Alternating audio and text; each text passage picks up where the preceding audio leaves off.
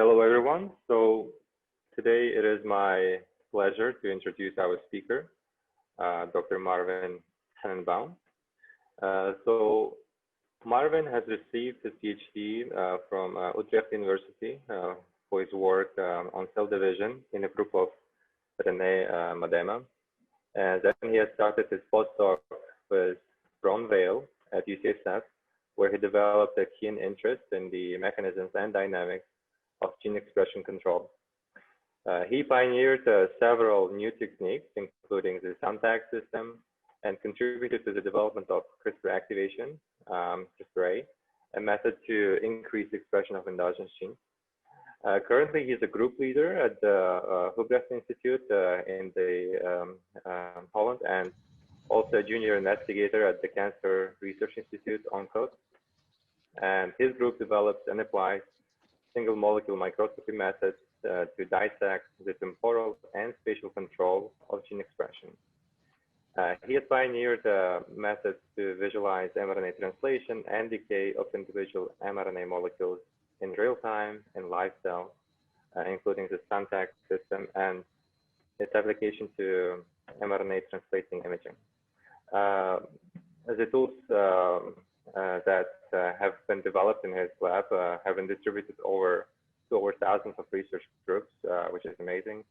And Marvin has received many awards, including ERC Starting Grant, BD Award. He was selected as a AMBO Young Investigator and is also HHMI International Research Scholar.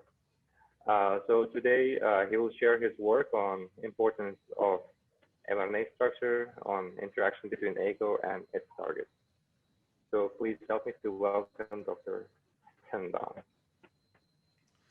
All right, thank you so much, Demir, and thanks for the invitation. I guess I would have been in Yale today, which is unfortunate, but still really nice to be able to be here virtually. Let's see if I can. Yeah.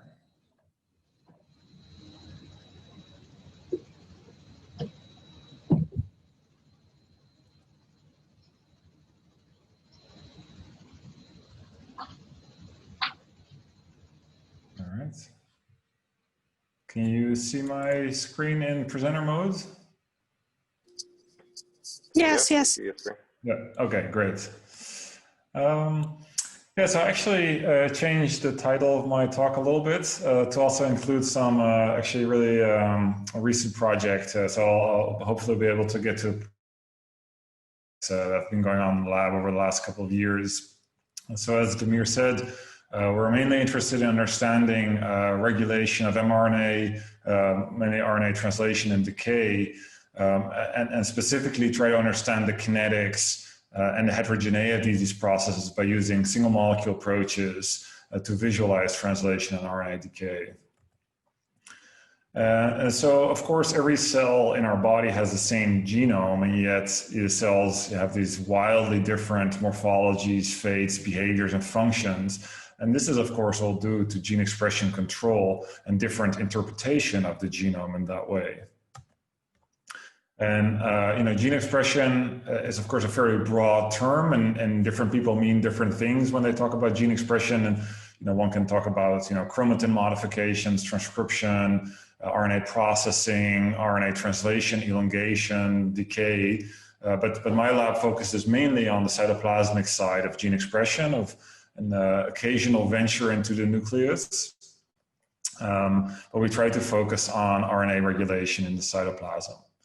And again, here there's many different aspects of RNA regulation in the cytoplasm, including microRNAs, there's RNA structural regulation, there's many RNA binding proteins. I think now the estimates are that as much as 10% of the genome encodes for a protein that can bind to RNA.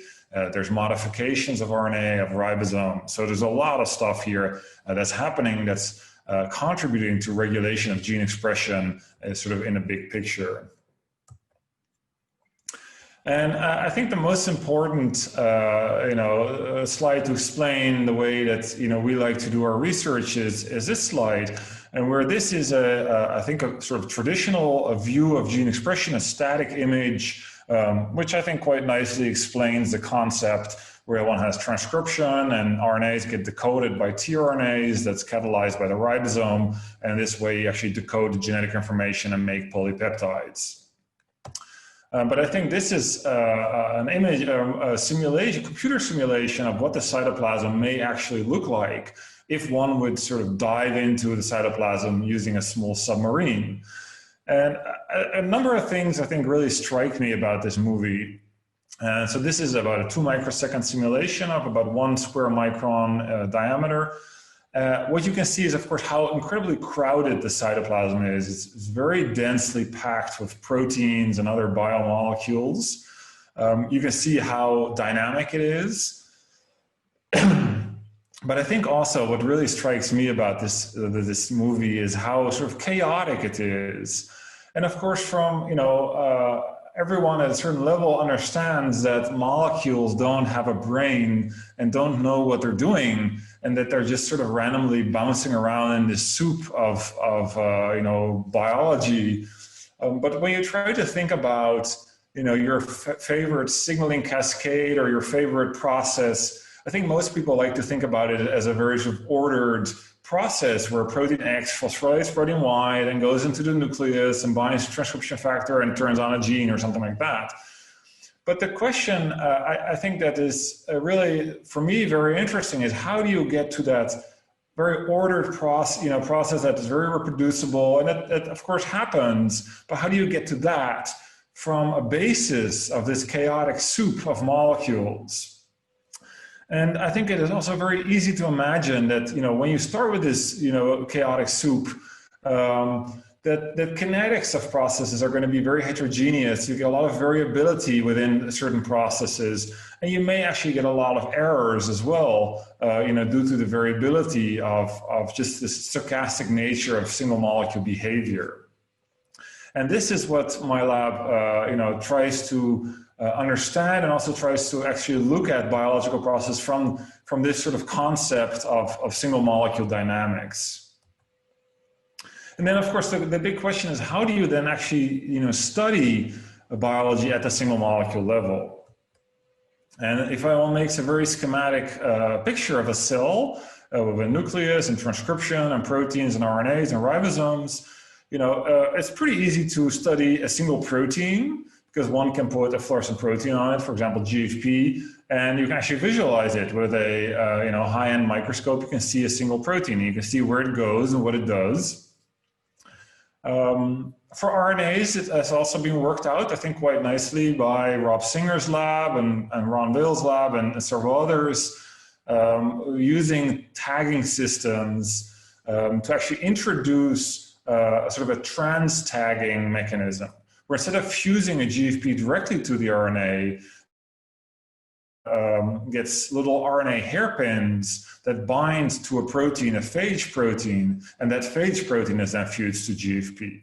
And so in this way, in trans, one can actually attach GFPs to RNA molecules. And often people use repetitive arrays of multiple of these hairpins to get not one, but 24 often of these GFP molecules recruited to a single RNA. And that would allow you then to observe that one RNA in action. And you can then see, for example, transcription happening in real life, but you can also see where the RNA molecules go and what they basically do. But this step of RNA translation has been somewhat more difficult to address using single molecule approaches. And there's a number of reasons for this. One could imagine just encoding a GFP molecule in an RNA, and then as it comes out of the ribosomes, one can see it. But this is tough because one GFP is quite dim, so it will not give you a lot of signal on your microscope. But more importantly, the maturation time of the GFP, which is the time between synthesis and the time that it actually becomes fluorescent, is quite long for many fluorescent proteins. It can be minutes, but it can be tens of minutes or more for many of these proteins. So you actually, translation only takes a minute or two, so they actually do not become fluorescent until translation is done. And so then the fluorescence, in fact, does not report on the process of translation. So, I guess about 10 years ago now, we decided that we wanted to learn from this RNA tagging system and try sort of a somewhat similar approach for translation and using a, kind of a trans tracking system, indirect labeling system. And so we wanted to develop an antibody that could be expressed and genetically encoded in a cell that would then be fused to a GFP. So this would be around forever, or for hours. The GFP would mature, and then when its peptide epitope would be synthesized by the ribosome, the genetically encoded antibody would get recruited to it, and now we would get a little GFP dot by recruitment of multiple of these GFP antibodies to a single mRNA. And the idea is that in this way, one could actually recruit enough fluorescence to the nascent chain to visualize with a microscope by repeating these peptide epitopes in a single RNA. And so this is kind of schematically what that would then look like. And you can actually, then see the nascent chain. At the same time, we of course also want to label the RNA molecule in a second color. So you can see the RNAs independently of whether they're translating or not.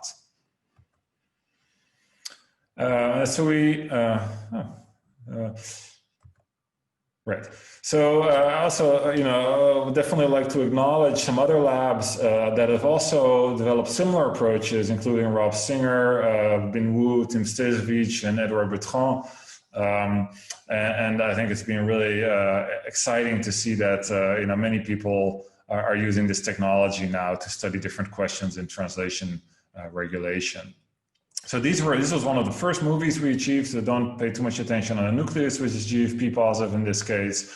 But you can see these little red and green dots, and you can actually see that they're moving through the cell. And if you then zoom in on this, you can see that these red RNAs are often also GFP positive, meaning that at that moment they were undergoing translation. And you can add a translation inhibitor like puromycin, which dissociates the nascent chain and the ribosomes from the RNA. And now you can still see the RNAs, but we don't see translation as expected. And so when we first, started making these movies, I think everyone was very excited that we could actually observe these individual translating mRNAs. But immediately it also became clear that it was quite challenging to track an individual RNA molecule for more than a minute or two. And that sort of limits your ability to study many processes involved in translation regulation, because you really want to see one RNA molecule throughout its entire lifetime. And so the strategy that we developed to tackle this problem is to actually tether the mRNA molecules to the plasma membrane. And so we did this by actually inserting the PP7 or PCP, which is sort of an alternative to the MS2 system I talked about a minute ago. So this translabeling system for the RNA. By inserting these into the membrane, you can actually tether the RNAs through their 3' UTR to the plasma membrane. And thus, they're now confined in a 2D space, basically. They become much easier to image and much easier to track over time. And now we can often see single RNAs for hours, and sometimes even for their entire lifetime. And so you can see here a movie, for example, if you look at this RNA molecule, you can see it goes through different rounds of translation. Stopping translation becomes red, like right here, and then it becomes translated again. Dozens or hundreds of rounds of translation by multiple ribosomes. And everyone, of course, always asks me, well, does membrane tethering affect translation dynamics? Which was certainly something that we were extremely worried about when we first started doing these experiments. But I can say that in all the projects we've done it so far, we've always compared the dynamics in a tethered versus untethered situation. And so far, we've never detected any differences between tethered RNAs versus untethered RNAs. So we believe that in many cases, tethering will not affect the biology. Of course, there's exceptions that one can think of in which tethering would not be a good idea. All right, so what can we use this system for? So can we study, specific examples of translation regulation? So there's many, of course. There's initiation factors that are important for translation regulation. There's RNA binding proteins, and then there's small RNAs like microRNAs that bind to effector proteins called Argonaute proteins, Argonaute family proteins. And so today I wanted to focus on some work that we've been doing, trying to understand small RNAs. And so these organelle small RNA protein complexes, they do a number of things. They can repress translation, they can induce mRNA decay, and there's a debate that's been going on, I think, since the discovery almost of these small RNAs, what the dominant mechanism of decay is, whether it's of repression is, whether it's RNA decay or translation repression or both. And there's also mRNA endonucleolytic cleavage, so slicing of the RNA in the middle. So there's different flavors of these small RNAs. There's, the three main classes are the microRNAs, the siRNAs, and the piRNAs. They associate with distinct organelle family proteins, and they have different mechanisms of repression, and they have different functions. So microRNA is mainly involved in gene regulation. siRNAs are of course mainly used, as a tool in the lab, sort of biotechnology. But there are also reports that are involved in antiviral defense and gene regulation in some organisms. And piRNAs are mainly in protecting the germline. And today I wanted to focus mainly on siRNAs. We wanted to actually use these small RNAs to this system to ask, I think, a key question within this entire field of small RNA-dependent gene silencing, and that is, how does AGO associated with a small RNA actually find its target? Of course, this happens in a sequence-specific manner guided by the small RNA, but I think it's still not fully understood how it can actually target the right RNAs in a sort of crowded environment of a cell. And so far, a lot of this work on studying AGO small RNA target interactions have been done in vitro.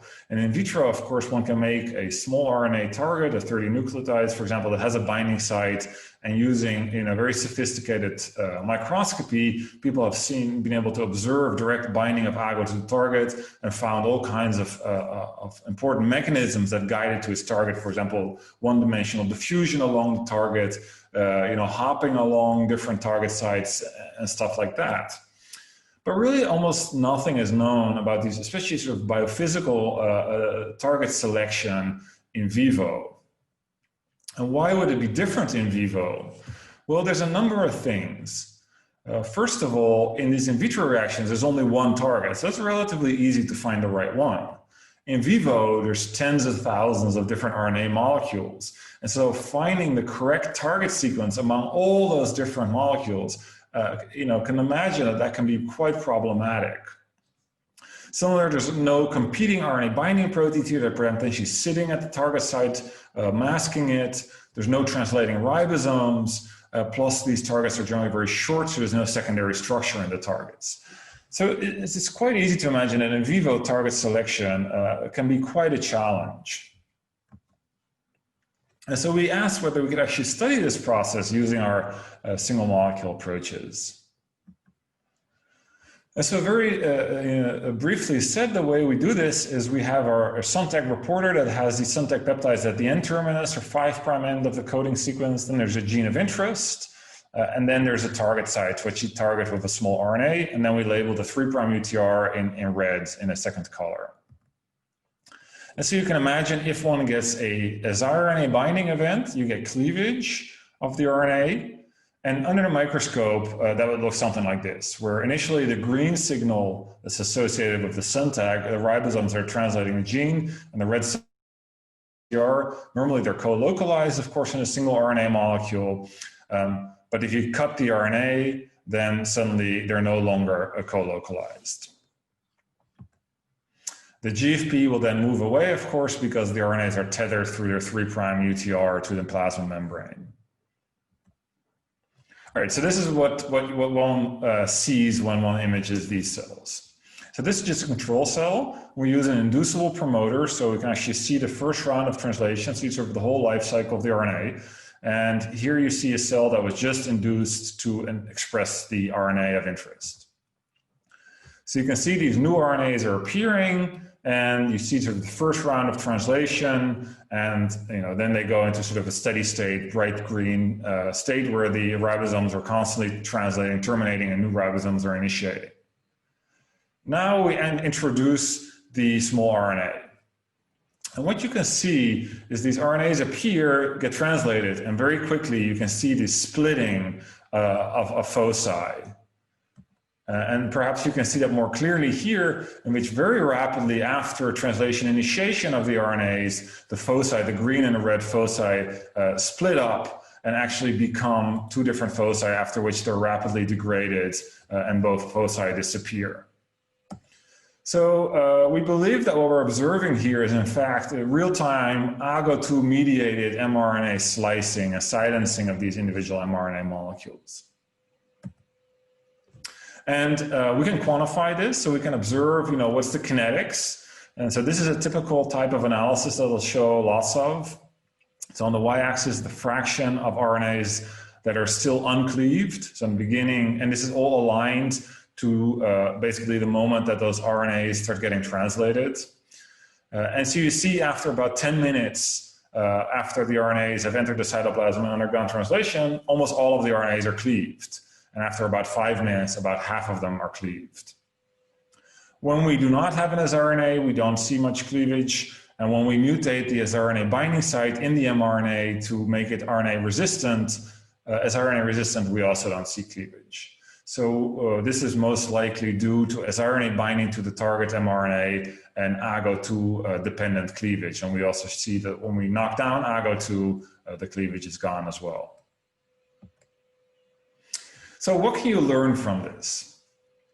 So when we first saw this, we immediately noticed something peculiar about these data. And that is, it seems like a lot of the cleavage is happening in this relatively short time window, which is about 4 to 6 minutes after translation starts. But if you look at the first 4 minutes, there's actually relatively little cleavage. So why does cleavage of this RNA happen, about 4 minutes after translation starts? So we calculated the length of the reporter and the distance of the target sites from the start codon. And what we find is that the cleavage coincides with the predicted moment that the ribosome reaches the target site. So we know how fast ribosomes are moving along this RNA. We know it takes about 4 minutes for them to reach the cleavage site. So that obviously piqued our interest and suggests that maybe the ribosome arrival at the AGO2 binding site somehow stimulates cleavage of the reporter. And so to test that, we did a simple experiment and we introduced an additional, about, I forget, 1.5 kb sequence, I think, and now it should take the ribosome about a minute longer to reach the target site. So if the ribosome reaching the target site is in fact inducing the cleavage by AGO, then it should happen 1 minute later.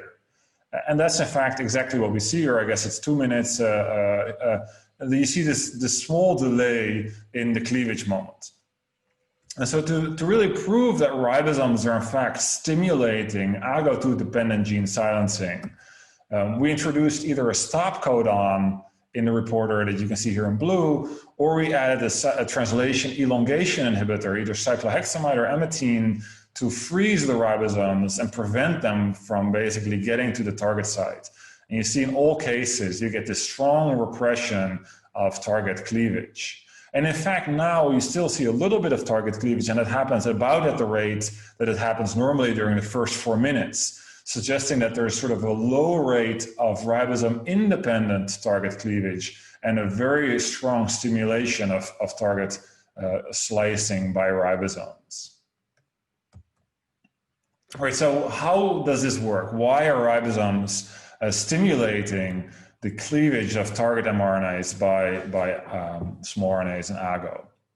So there's, I think, a couple of models that one can think of. The first model being binding model, where basically the target sites are actually not available for binding by AGO in the small RNA. This could be either RNA binding protein that's sitting at the target site, or it can be a secondary structure that's masking the target site. Or the second model is what we call the release model, where in fact it is not the slicing that is stimulated by ribosomes, but it's the release of the two fragments. And so remember, what we're seeing is a splitting of two foci of the coding sequence in the 3' UTR. So it could be that in fact the RNA is already cleaved, but it is not that released, and that simply the ribosome bumping into AGO causes the release of the two fragments. And a key prediction in both models that in model 1, there should always be one ribosome downstream of the AGO binding site. The ribosome basically cleared the path. And in model 2, there should be no ribosomes downstream of the cleavage site.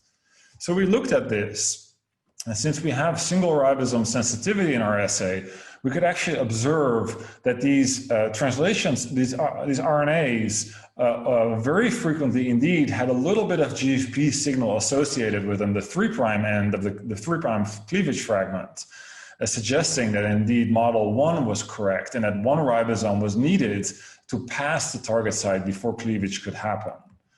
And we quantified this and we did some modeling on these results, and we found that this actually, the data very closely matched the binding model, and we see approximately the number of ribosomes that are predicted to be at the downstream cleavage fragment.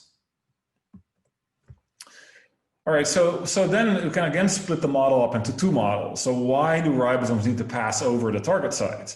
I think that for us, the two most obvious models, well, either it's unwinding secondary structure in the RNA, or it's removing RNA binding proteins, RBPs, that are masking the target sites. And so to distinguish these two models, we developed the following reporter that you can see here in the top, which has a stop codon introduced at different positions. So the stop codon can be either downstream of the target site. So now the ribosome can translate the entire RNA, unfold all the RNA structures, and also translate over the target site, so removing RBPs. But we also put a stop codon just upstream of the target site.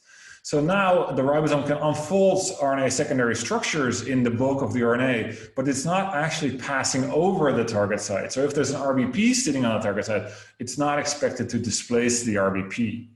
We also put it a little bit further away, about 100 nucleotides further away, and then we put a stop codon way upstream, in which ribosomes should neither unfold the secondary structure nor knock off RBPs. And we visualize the cleavage kinetics in all of these reporters. And what you should pay attention to here is the pink line versus, for example, the green line. So you can see in the pink line, cleavage is very slow, so where the ribosomes don't even get close to the target site. So here the target site seems to be masked. But in the green line, where the ribosomes can translate large parts of the RNA but do not pass over the target site, we see suddenly very rapid cleavage. So these data suggest that in fact the ribosomes are unfolding the secondary structure and are not necessarily required to pass over the target site to stimulate cleavage. We have a second reporter where we did the same thing, and again you can see there's a big difference between the pink and the green line. The surprising thing about the second reporter is that if you have the stop codon all the way downstream, so you actually allow the ribosomes to translate over the target site, you see even a slight reduction in targeting, binding, cleaving, compared to the ones where the ribosome cannot translate over the target site. And we believe that this might be caused by ribosomes actually inhibiting cleavage by bumping off AGO from the target site and thereby preventing it from cleavage. But this apparently does not happen in all cases. All right, so can we confirm in any way that indeed ribosomes are stimulating target sites because target sites are normally masked within complex RNA structures? And so we performed an in vitro experiment in collaboration with the groups of Cho-Min Ju and Ian McRae at the TU Delft University and at Scripps in San Diego. And we performed targeting of either a short oligo that cannot form any secondary structure, or the same sequence with the same siRNA, but now in the context of a full-length mRNA. And we examined the cleavage kinetics in both cases. And what you can see that if you have a short oligo target, cleavage happens very rapidly. In it, you've cleaved half of the target, but in the context of a full-length mRNA, you see cleavage is decreased by 50-fold or more, indicating that these full-length RNAs, the target sites, are in fact highly inaccessible, most likely because of secondary structure in the mRNAs. And remember, this is not like some known RNA structure that has some important function. This is just any old bit of the mRNA, and we see this from many different RNAs. So we believe that RNA structure is actually very prevalent and is not just functional structure, but in fact, a lot of the target sites are simply masked by folding of the RNA.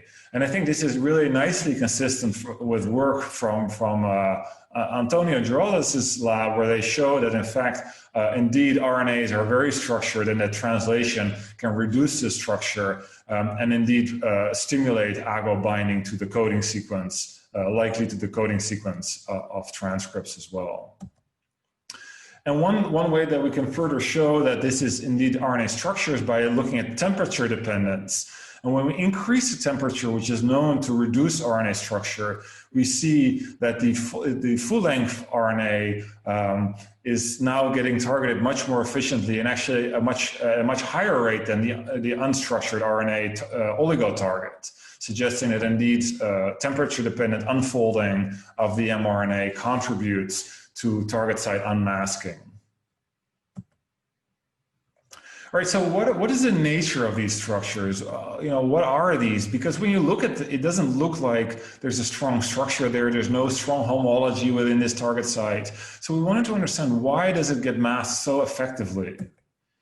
So the first thing we did was just did some simple RNA structural predictions by mFold, a software that many people use for structural predictions.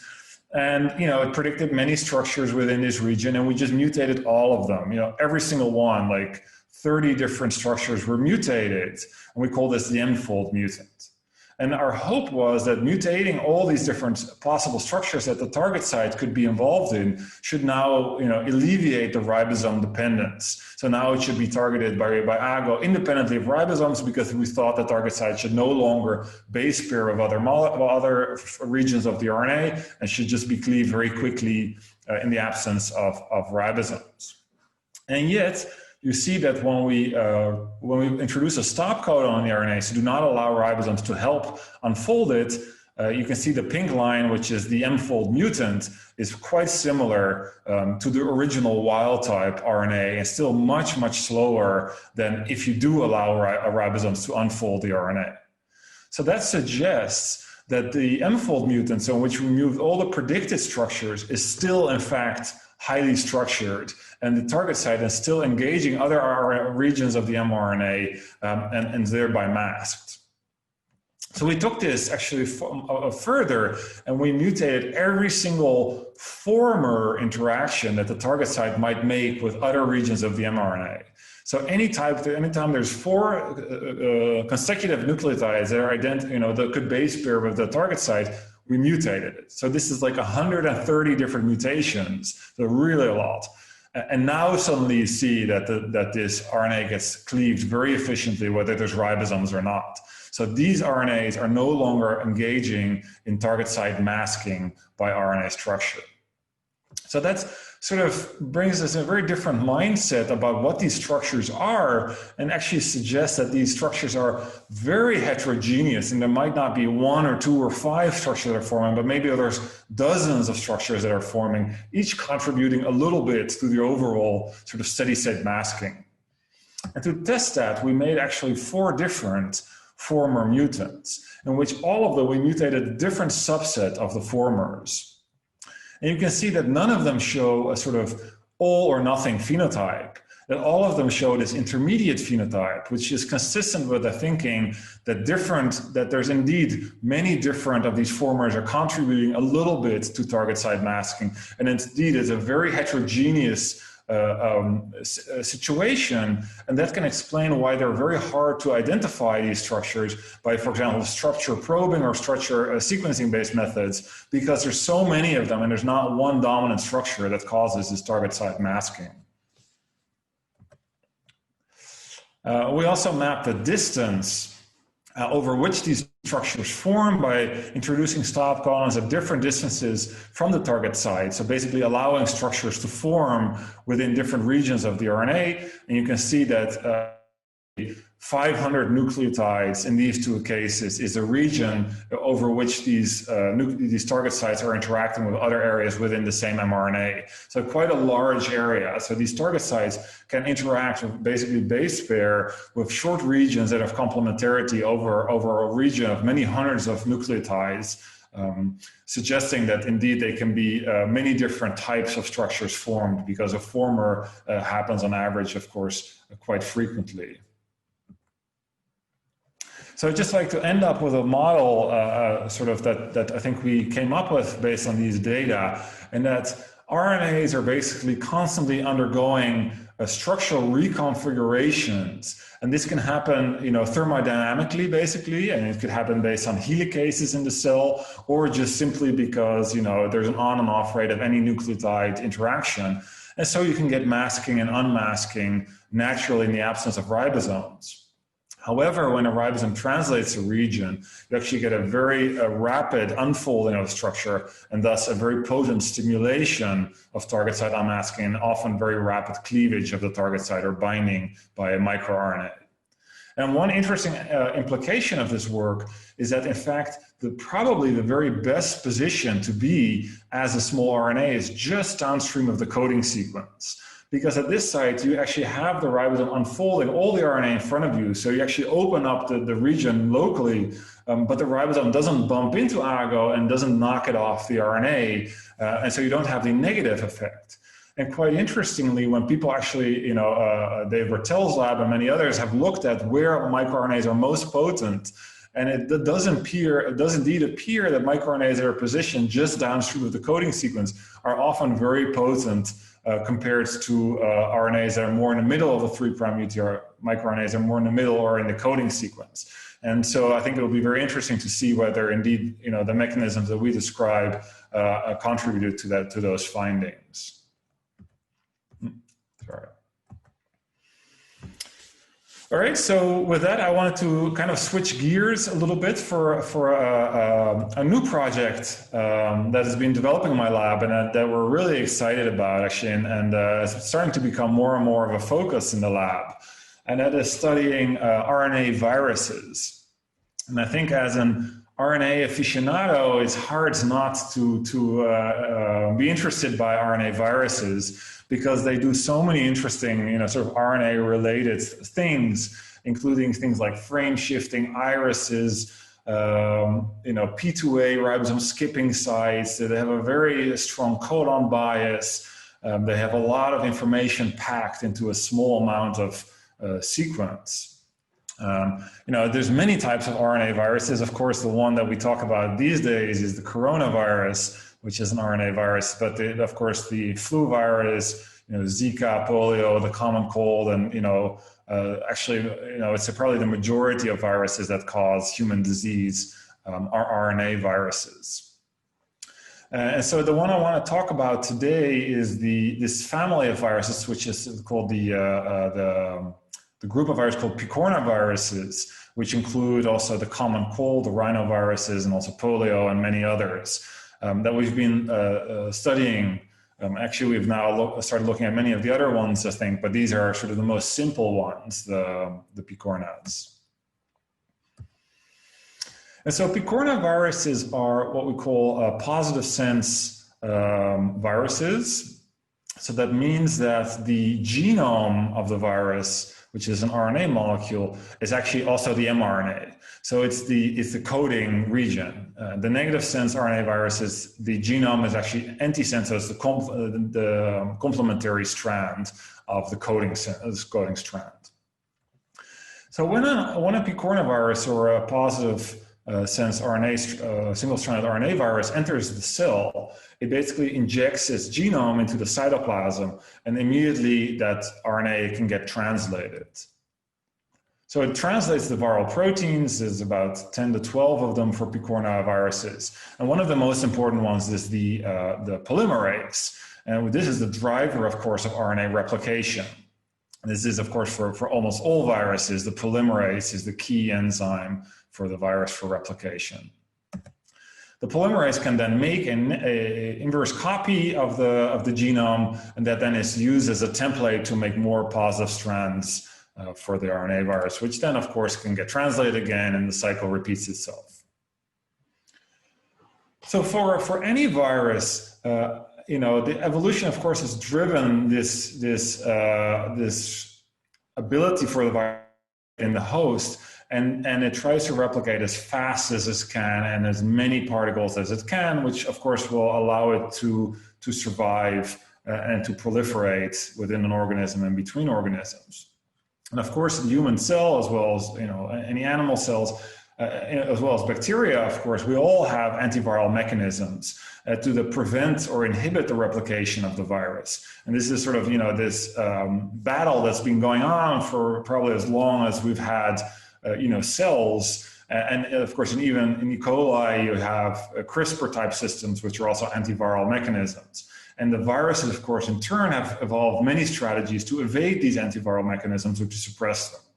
And there's this clear competition between these two processes, which I think is probably a kinetic competition where the virus tries to replicate as quick as it can, and the host tries to sense it and inhibit it as quick as it can.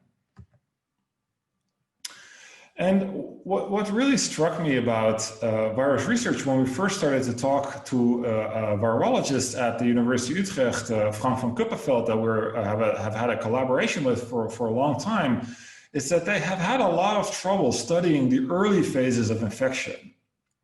So in the late phase, when the cell has hundreds, thousands of RNA molecules inside the cell, it's quite easy, of course, to detect them by in situ fluorescence hybridization, by immunofluorescence, northern blot, western blot, PCR, etc. But at those very early stages, with a few RNAs per RNA molecules per cell, it's been very hard to detect, and so it's very poorly studied.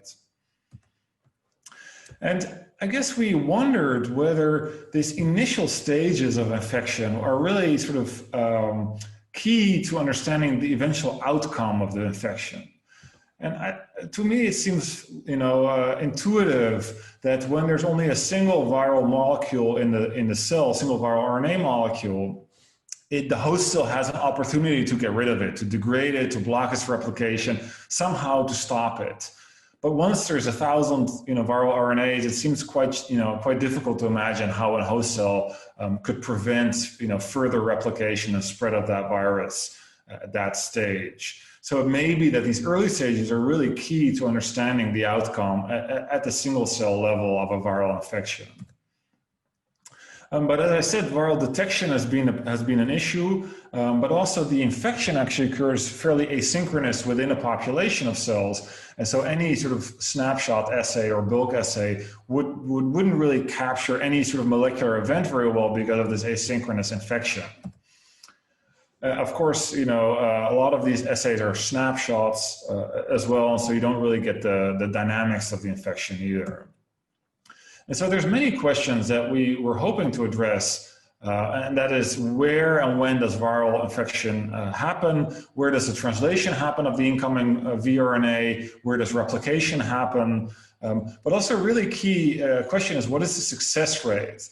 And so it's actually known that for viruses, in many cases, only 1 in 10, 1 in 100, or even more of the viral particles, when it interacts with a cell, it actually leads to a productive infection with new progeny viruses. And it's still quite unclear what happens in all those other cases where it fails and which step does it fail at. And finally, I think it was very interesting for us, so how these virus and host processes are coordinated. How does the virus actually detect a viral RNA? How does it distinguish the viral RNA from host cell RNAs, even though the host cell RNAs are maybe 1 million times more abundant than the viral RNAs? And so, we turn to this system that I talked to already about, the SUNTAC translation imaging, but instead of using it to study host cell translation, we now introduced these SUNTAC peptides within the viral genome, made this engineered virus, and then we tested it. It seemed to be fine. It was viable. We could passage it through multiple times in cells. It seemed the virus didn't care too much about the SUNTAC insertion into its genome. And now, of course, as soon as that viral RNA gets deposited in the cytoplasm, one would expect it to be translated, and we could see a green dot, allowing us to visualize the infection in real time. And so here is actually one of the very first movies that we're able to capture using this system, where you can actually see the virus entering the cell here in the bottom in real time. It explores the cell a little bit, the spot disappears, and then bam, there's an explosion of daughter viruses, which all translate again. And then an hour later, bam, there's a second explosion. And by 2.5 hours, the cell has really sort of filled up with viral RNAs. And we think at this stage, the cell is pretty much doomed. Previous assays had been able to detect the virus at about 4 hours after infection. And you can see, how much already happens in those first few hours. Just play it one more time. And I just want to highlight that the spot actually disappears right here. And then when it returns, it comes back with a vengeance with all its daughters. And the reason for this, we believe, is that that's the moment that replication happens, and it needs to shut down translation to allow replication. And I'll talk to you about that in a minute. So one of the first things we discovered is that there's 5 phases of infection. And these phases basically are the ones you saw. As the incoming viral RNA gets translated, it disappears for replication. You get this burst in new viral progeny formation. They all translate, and you get a second burst. And we can quantify all of these phases over time. And again, this is our favorite way of plotting data, this Kaplan-Meier curves, where you see this cumulative occurrence of events. So basically here is the fraction of cells for which the virus is still in this particular phase. So here, after about 60 minutes, 70% of the cells have exited phase 1, meaning they have exited the phase where the incoming virus is translating, so meaning they have started replicating. Here you can see replication happens very quickly. After about 30 minutes, they all have replicated their genome and so forth for these other phases. There's a lot of information here, but I just wanted to highlight basically 1 or 2 things.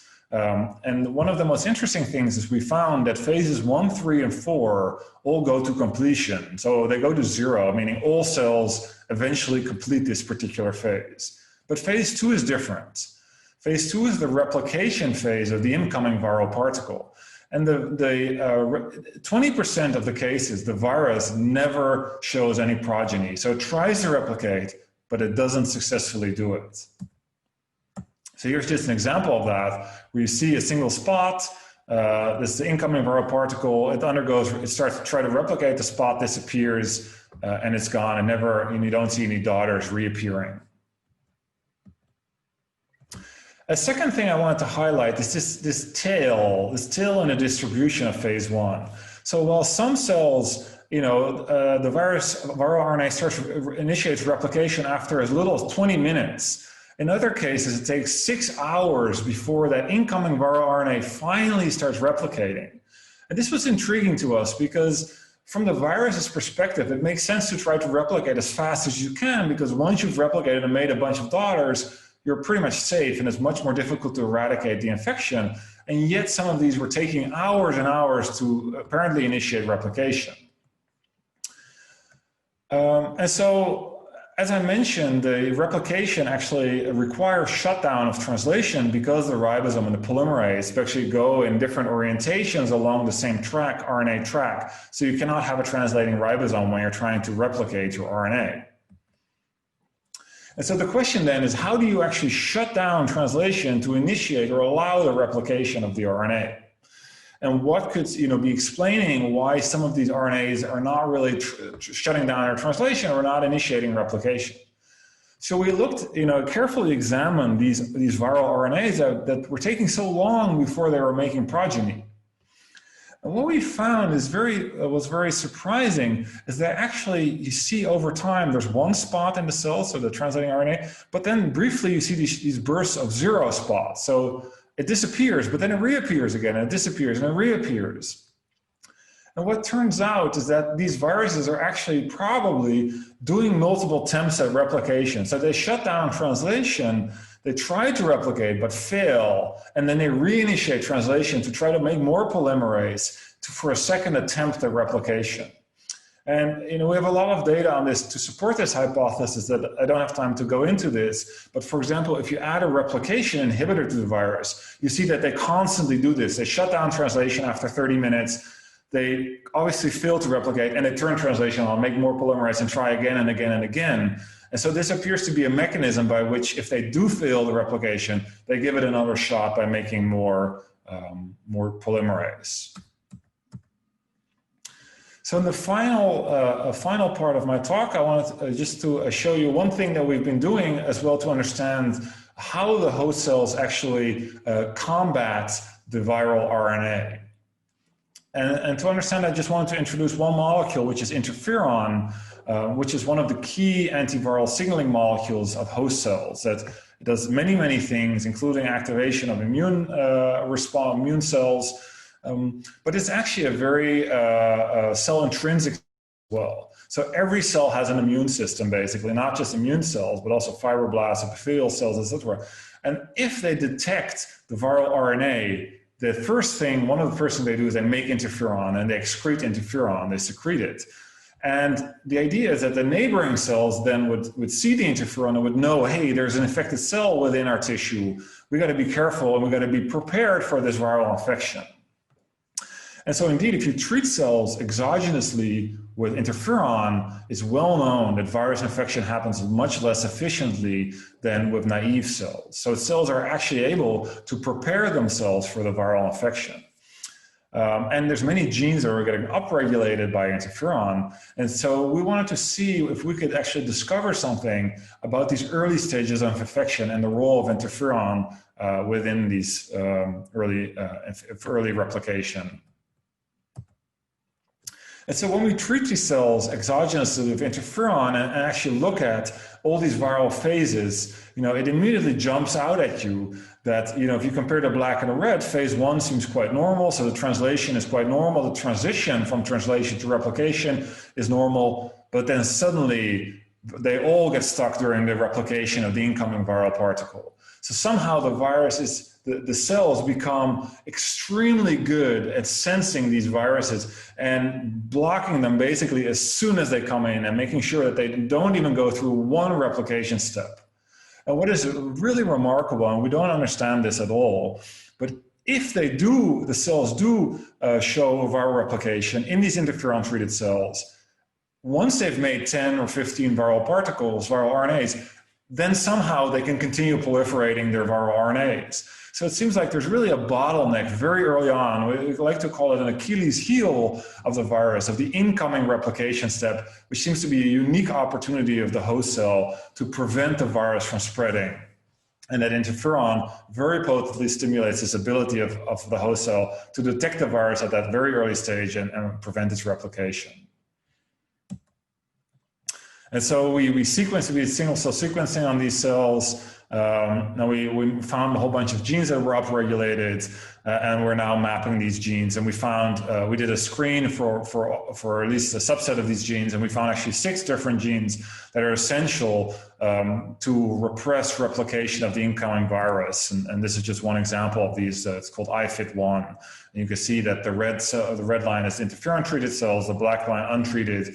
You see knockdown of IFIT sort of makes the interferon-treated cells a little bit more like the untreated cells, because IFIT1 is one of the genes that interferon actually upregulates. And so we're actually now diving into this much more detail and to really understand how the cell is able to identify this one viral RNA molecule within, as I said, millions of host cells, whether this happens correctly, what the efficiency of this is, but also what the sort of off-target rate of this is. Because you can imagine that why don't we always go into this hyperactivated state would prevent us from all viral infection. And indeed, when mice are treated with interferon, pretty much no virus can grow in these mice. So it seems like a fantastic thing to have, and yet we don't do it. So I think a logical hypothesis would be that if one has interferon all the time, we start getting self-reactions where we start recognizing our own RNAs potentially as viral RNAs. And so I think this is a very interesting question of sort of heterogeneity and efficiency, where the interferon sort of tips the balance a little bit. But this is something that I think requires a lot more research.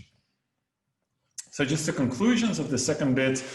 So we can make these live cell measurements of viral translation and replication with single molecule sensitivity.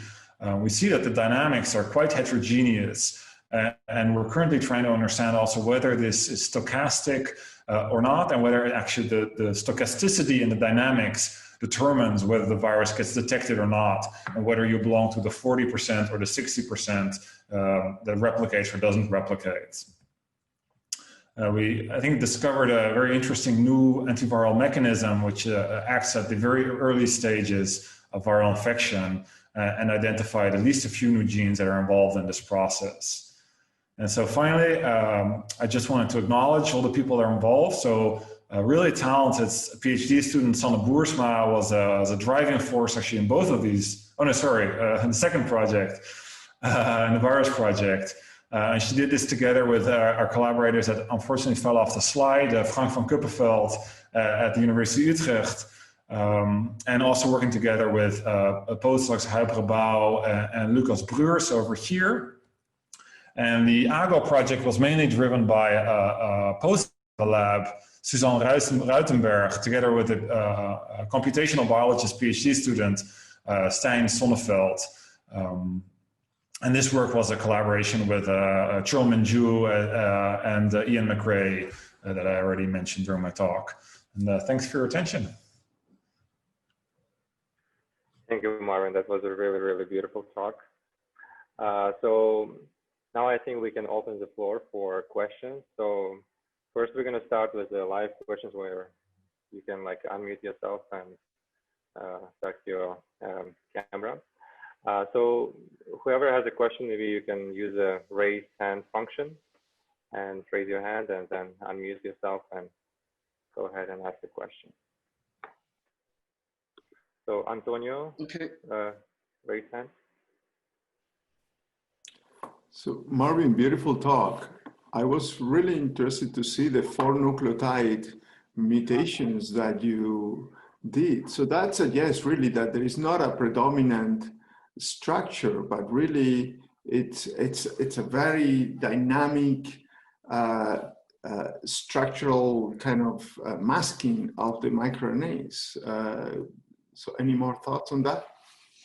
Yeah, this has been, I agree. I think this is like the most interesting thing of this work. And so we measured also I didn't go into that here, but we measured how long basically these states of masked or unmasked exist. And we find they can be quite stable. They can last for 10 minutes or more, which is completely inconsistent with 4 nucleotide formers basically masking, because those should have half-lives of milliseconds. You know, the affinity of a former is super low.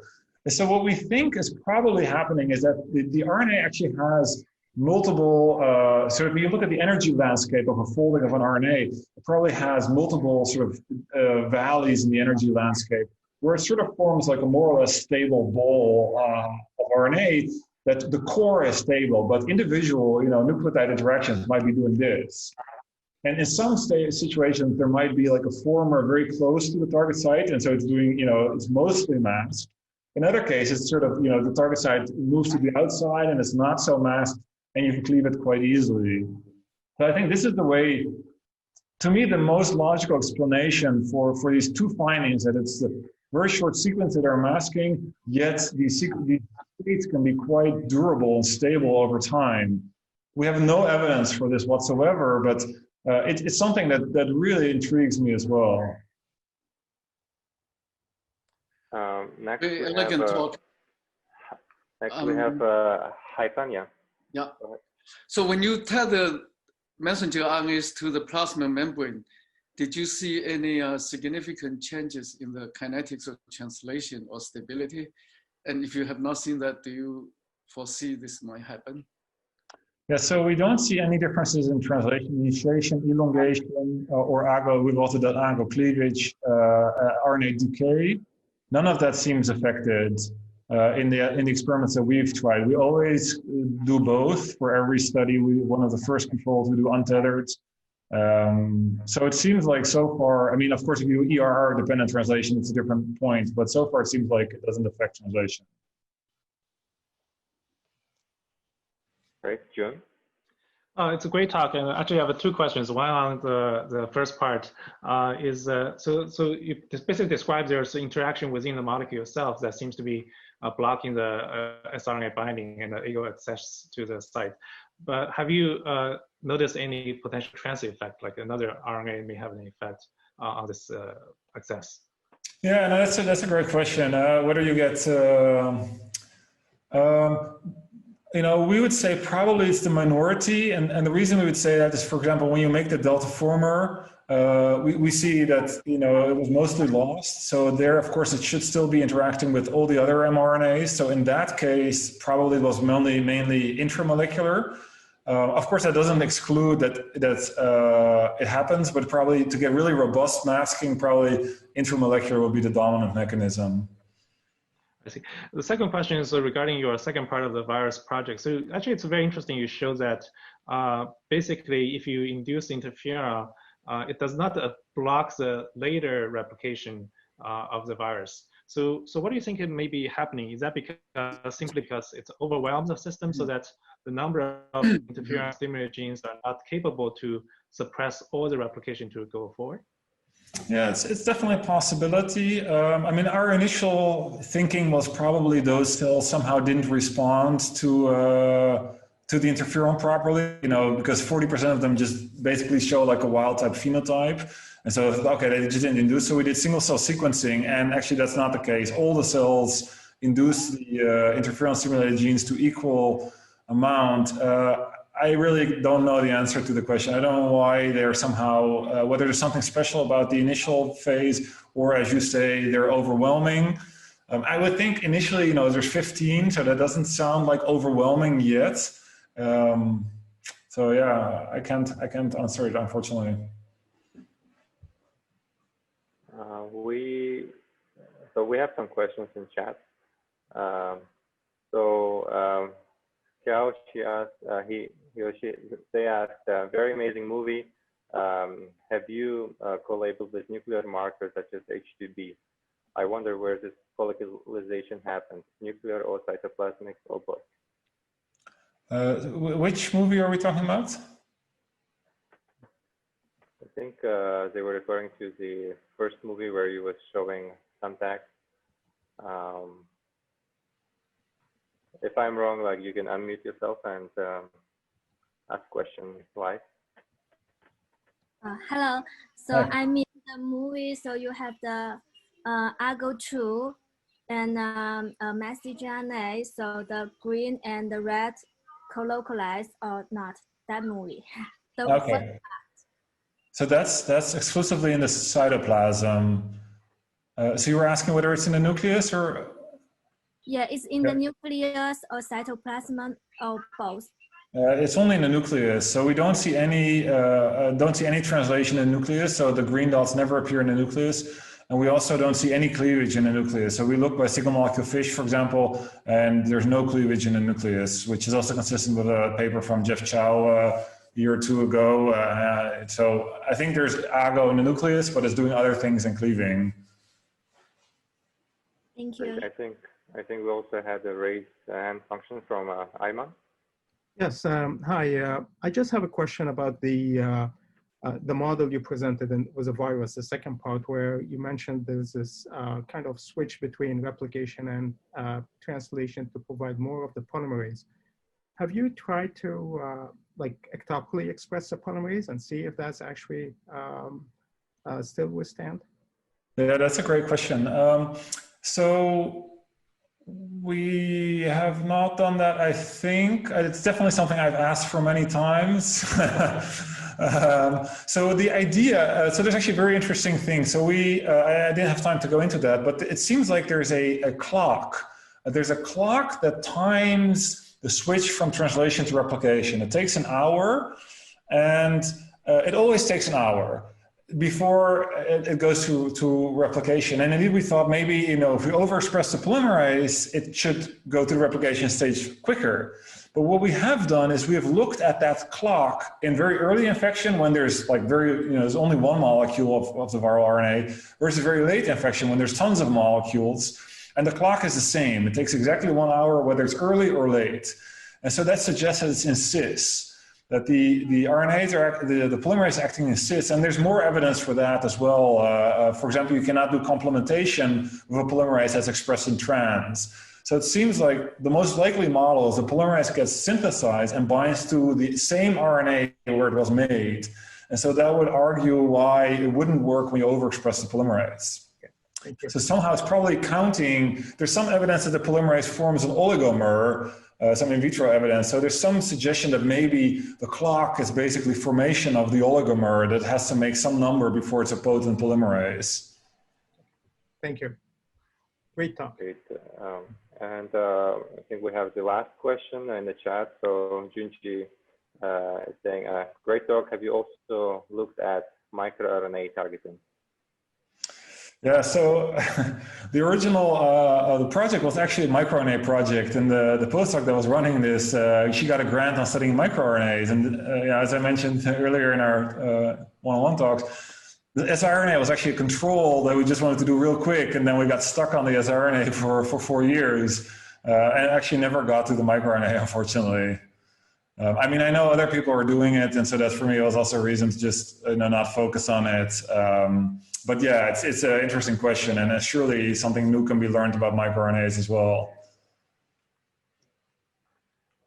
Great. So I think it's time to finish. So let's thank Marvin for amazing talk, and thank you for accepting our invitation and giving this great seminar to us. Yeah, thanks so much for having me over. It was a fun day. Yeah, thank you. Thank you, Marvin. Bye.